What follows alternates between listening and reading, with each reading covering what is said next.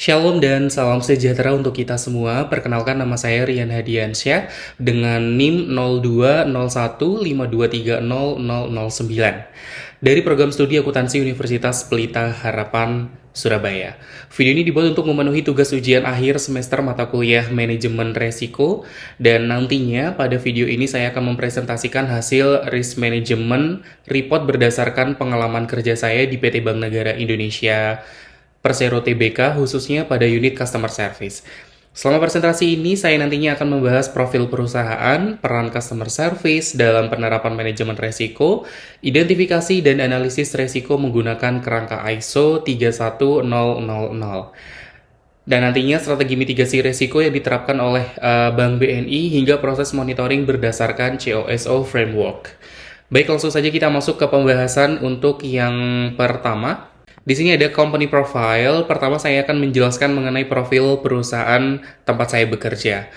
PT Bank Negara Indonesia atau BNI merupakan salah satu bank milik negara terbesar di Indonesia yang menyediakan berbagai layanan keuangan bagi nasabah individu, UMKM maupun perusahaan.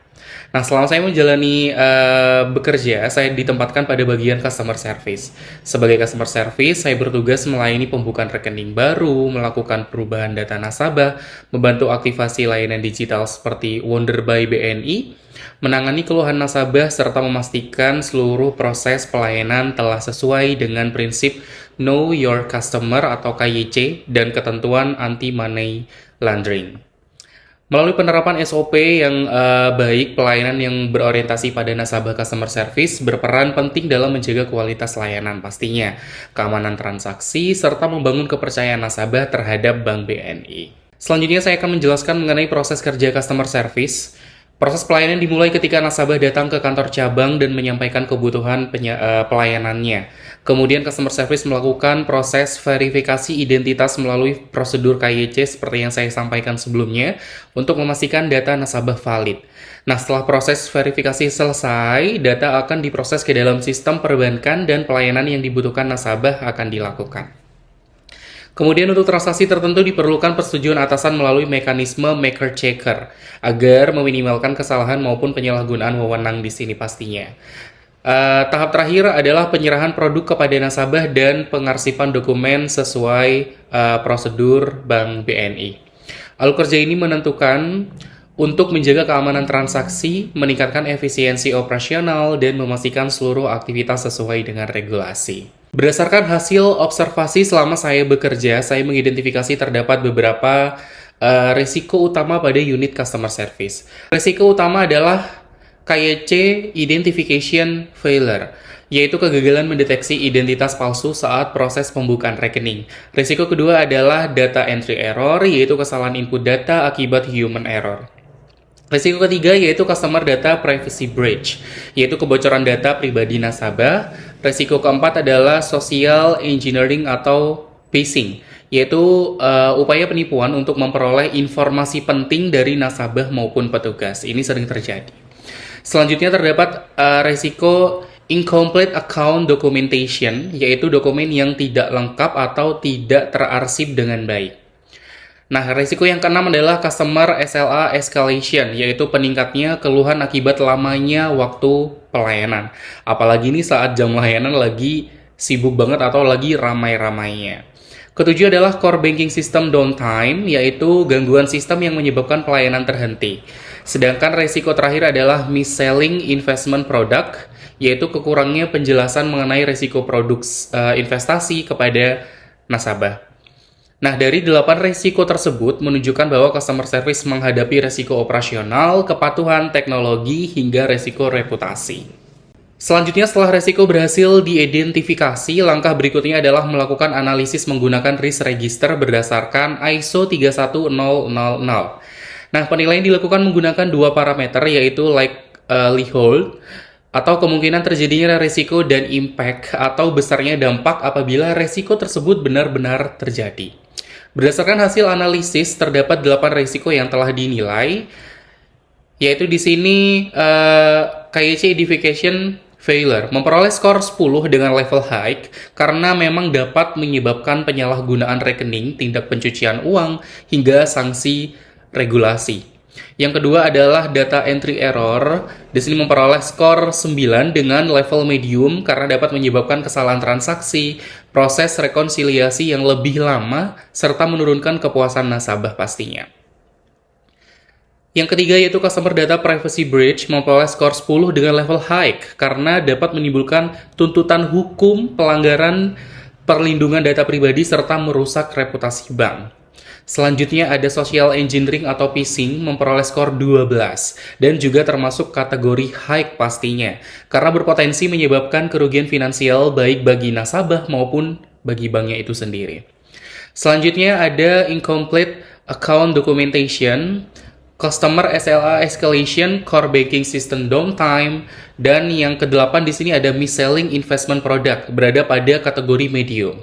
Walaupun tingkat resikonya lebih rendah dibandingkan kategori high resiko, resiko tersebut tetap perlu diawasi dan dimitigasi agar tidak berkembang menjadi masalah yang lebih besar nantinya. Melalui analisis ini dapat diketahui bahwa prioritas utama Bank BNI adalah menjaga keamanan identitas nasabah, itu sudah pasti, melindungi data nasabah, serta mencegah berbagai bentuk penipuan, karena ketiga aspek tersebut memiliki dampak peran lebih besar terhadap operasional dan reputasi perusahaan. Selanjutnya adalah risk matrix atau heat map. Heat map digunakan untuk memetakan seluruh resiko berdasarkan tingkat kemungkinan terjadinya dan tingkat dampaknya. Berdasarkan hasil pemetakan resiko, KYC Identification Failure, Customer Data Privacy Breach, dan Social Engineering berada pada kategori prioritas tinggi sehingga membutuhkan pengendalian yang lebih ketat. Sementara itu, resiko seperti data entry error, incomplete documentation, customer complaint, system downtime, dan mis-selling di sini berada pada kategori menengah, sehingga memang tetap membutuhkan monitoring dan evaluasi secara berkala. Melalui heat map ini, manajemen dapat melakukan prioritas penanganan risiko secara lebih efektif nantinya. Setelah mengetahui prioritas risiko, langkah berikutnya adalah menentukan strategi mitigasi. Untuk mencegah pemalsuan identitas, BNI menggunakan teknologi verification biometrik IKTP yang terhubung dengan database kependudukan. Nah, di sini untuk perubahan data penting diterapkan sistem maker checker sehingga transaksi harus mendapatkan persetujuan dari supervisor atau biasa disebut kita tuh ada penyelia yang bertugas di cabang tersebut saat jam operasional. Perlindungan data nasabah juga diperkuat melalui penggunaan OTP, two-factor authentication, serta proses callback verification. Selain itu, BNI juga secara rutin memberikan edukasi kepada nasabah mengenai bahaya phishing dan social engineering agar masyarakat lebih waspada terhadap modus penipuan digital. Melalui berbagai strategi ini, risiko residual dapat ditekan sehingga keamanan operasional dan perlindungan nasabah menjadi lebih baik. Selain melakukan mitigasi, proses monitoring juga menjadi bagian penting dalam manajemen risiko. BNI menerapkan COSO Internal Control Framework yang terdiri dari 5 komponen utama yaitu Control Environment, Risk Assessment, Control Activities, Information and Communication, serta Monitoring Activities. Penerapan kelima komponen tersebut dilakukan melalui audit berkala, pengawasan supervisor, briefing operasional setiap hari, hingga pelaporan apabila nantinya itu ditemukan indikasi fraud. Nah, dengan monitoring yang dilakukan secara berkelanjutan, efektivitas pengendalian internal dapat terus dievaluasi nantinya, sehingga operasional bank tetap berjalan dengan aman dan sesuai regulasi. Nah, berdasarkan hasil analisis yang telah dilakukan dapat disimpulkan bahwa manajemen risiko merupakan bagian yang sangat penting dalam operasional perbankan.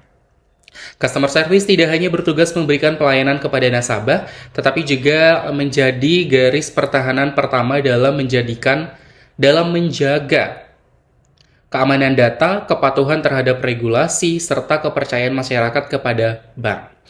Melalui penerapan ISO 31000 dan COSO Framework, BNI mampu mengelola berbagai risiko operasional secara lebih sistematis. Bagi saya pribadi, pengalaman bekerja selama ini memberikan pemahaman yang lebih mendalam mengenai penerapan manajemen risiko di dunia kerja. Selain itu, saya juga belajar pentingnya ketelitian komunikasi yang baik, tanggung jawab profesional, serta kemampuan analisis dalam mendukung operasional perbankan. Demikian presentasi yang dapat saya sampaikan. Terima kasih atas perhatian Bapak Ibu dosen nantinya dan teman-teman. Apabila terdapat pertanyaan, saya dengan senang hati akan menjawabnya. Terima kasih.